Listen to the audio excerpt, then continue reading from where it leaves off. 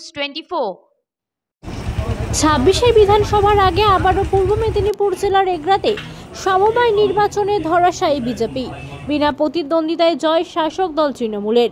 পূর্ব মেদিনীপুর জেলার এগরা বিধানসভার এগরা 1 নম্বর ব্লকের অন্তর্গত আরবিসি অঞ্চলের পুরুন্দা সমবায় সমিতির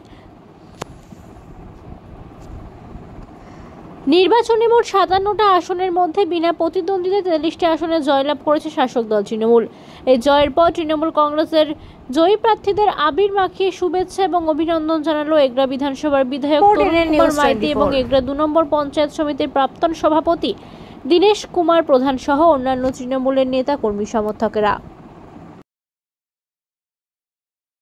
পুরুন্দা সমবায় কৃষি উন্নয়ন সমিতি একটা উল্লেখযোগ্য সমবায় সমিতি এবং প্রচুর মানুষ এই সমবায় সমিতির উপর নির্ভর করেন।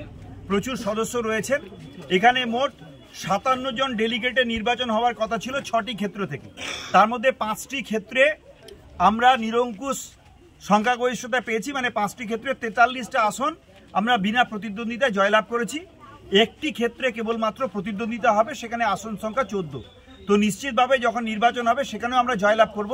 আজকে আমরা আনন্দিত এই কারণের জন্যে যে 5টি ক্ষেত্রে যারা প্রতিদ্বন্দ্বিতা করেছিলেন তারা মানুষের সঙ্গে এত সংযোগ রাখেন, তারা সমবায়টাকে এত ভালোবেসে এত সুন্দরভাবে পরিচালনা করেন যে মানুষ তাদেরকে আশীর্বাদ করেছেন। বিরোধী জোট তাদের বিরুদ্ধে প্রার্থী দেওয়ার ভরসা পায়নি। বিরোধী জোট নিশ্চিত হয়েছিল যদি তারা প্রার্থী দেয় তাহলে তারা পরাস্ত হবে, তাই তারা এই 5টি ক্ষেত্রে প্রার্থী দেননি। 43টি আসনে আমরা বিনা প্রতিদ্বন্দ্বিতায় জয়লাভ করেছি।